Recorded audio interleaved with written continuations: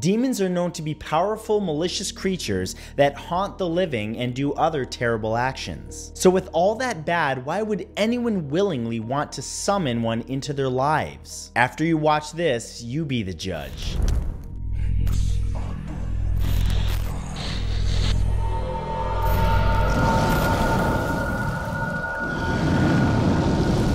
Here are 10 people who successfully summoned demons.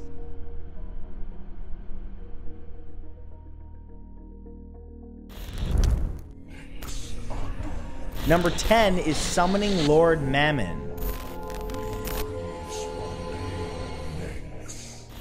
Redditor Varden_666 recently posted about their experience contacting an entity named Lord Mammon. They claim that leading up to their summoning, they didn't know much about the demon, but after interacting with him, they feel they know him much better. Varden claims that after speaking with Lord Mammon, they know him not only as the name given to greed, as many refer to him as, but as a powerful entity of nobility. Through the use of special personalized prayers and incense, the Redditor entered a trance-like state to contact the demon. They could feel the energy change in the room as the temperature dropped drastically. Lord Mammon provided them with answers they sought, and they ended the interaction just as a storm began brewing outside.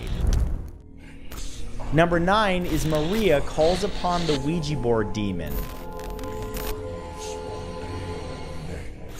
There have been several reports of individuals and small groups of people being possessed by demons after using a Ouija board. In 2006, however, the largest reported case of Ouija board attributed illnesses occurred at a female-only Catholic school near Mexico City. Between October 2006 and June 2007, 512 of the students' 4,000 students were afflicted by a barrage of mysterious symptoms. The students were affected with headaches and sudden difficulty walking, and the symptoms would suddenly vanish and then reappear without warning. It was discovered that a student, Maria, had used a Ouija board to ask a demon to allow her school to win a basketball game against a rival school. Upon discovering the culprit, the school expelled Maria, and it's rumored that she cursed the school as she left. Number 8 is summoning Vine.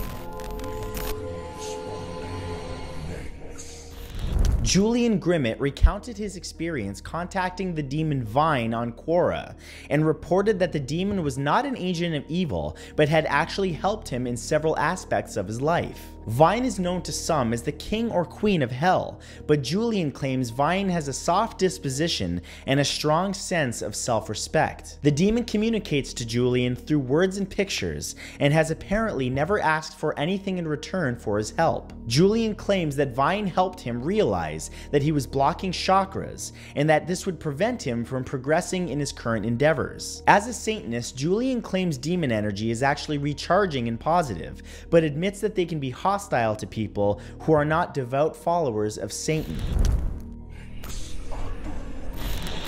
Number 7 is not the angel I expected. A writer known as Westings on Dharma Overground has contacted angels before. He claimed to have spoken to Hariel and asked him to help save his son. However, one day when trying to summon the angel for guidance in a relationship, Westings found a female demon impersonating Hariel was the one who answered his summons. The demon proved to be helpful despite her initial ruse, and she instructed him to make positive changes in his life, such as changing his diet and the way he views himself. After several interactions though, one night she appeared to change on him. She brought out his fears and made him feel as though she was cursing him to lose everything that he held dear, including his son. However, he claims that once she made him vulnerable, she helped him work through his deepest emotional traumas. Number 6 is summoning Lilith.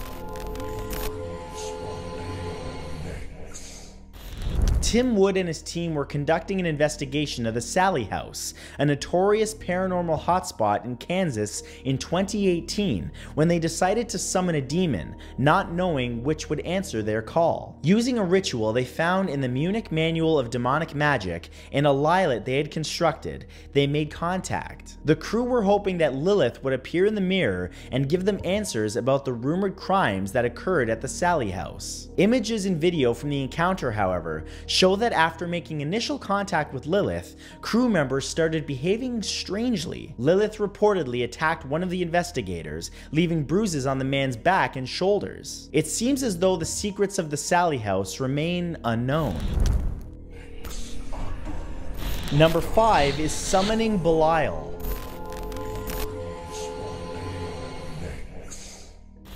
Reddit user wormwood_IWW posted on the demonolatry practices page of Reddit about their experiences working with the demon known as Belial. They contact the dark creature every week and have found the experiences have become more intense as time has progressed. After they began summoning Belial, Wormwood became more aggressive in their day-to-day life, something that other people who have summoned him claim as well. They recall witnessing sticks of incense splitting in half and the appearance of what seemed to be a portal on the wall one night during the rituals. Most extraordinary though, one evening they claimed Belial saved them from a car crash when he got the sudden urge to switch lanes right before a vehicle crashed through the median where they would have been. Number 4 is Phil Whittaker stumbled on a ritual. Phil grew up believing that demons were made up by the church, but while working as a janitor at a community event space, he experienced something that made him a believer. Upon his arrival, he remembered feeling that something was wrong. The energy seemed unusually dark. In a back room, he discovered 6 cloaked men standing around an 11-pointed star, midway through some demonic ritual. Curious, he decided to watch more, a mistake that will haunt him forever. A dark figure appeared in the center of the circle, which the men referred to as Moloch. Phil left and waited in the hall to clean up after they were done, but upon return, no trace of the men or the ritual were there, as if they had vanished. That is until later when Moloch appeared in Phil's bedroom in an animalistic form with bloodshot red eyes. Number 3 is 3 a.m. demon attack. Growing up in a Christian household, Kimberly was raised with a belief in God, the devil, and demons. Members of her family were gifted with ESP, and she remembered many instances of sleep paralysis and the visions associated with them. When she turned 15, her interest in the occult grew. One evening she bought a Ouija board and ended up contacting the demon known as Zozo. Following this, her episodes of sleep paralysis became more brutal and terrifying, with the beings that visited her attacking her physically. Terrified, she threw out all of her occult objects, thinking that this would save her. But one night at 3 a.m. she was awoken by a tall, hooded demon in her room. She awoke the next morning disoriented and in pain. Number 2 is Danielle is attacked by 3 demons in one night. In 2011, a girl in Winnipeg, Manitoba named Danielle, a member of an evangelical church, started to question her faith and the cautionary tales about the occult she'd been told. She purchased a Ouija board, and one night she used it to communicate with 3 demons, Belial, Malphas, and Legion. Scared, she stopped, but a loud hissing sound began following her around her home. Her fear growing, Danielle headed to the youth ministry at her church. In the car, she began seeing strange orange auras. Luckily, her friend was driving because as they arrived, Danielle suddenly blacked out. An exorcism was performed, but it wasn't enough to expel the demons. Over the next couple days, she had 3 more try to rid her of her unwanted guests. We still don't know if they were successful. And number 1 is The Exorcist's inspiration.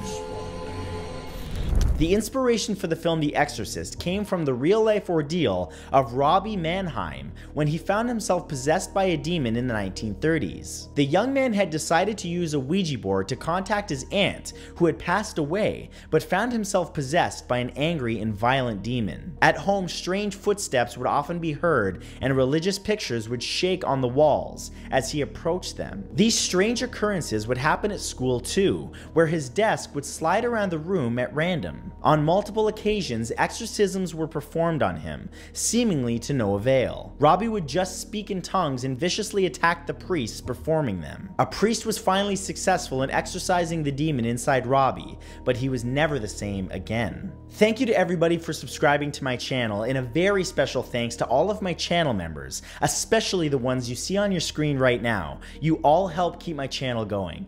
Thanks again, and I'll see you next time.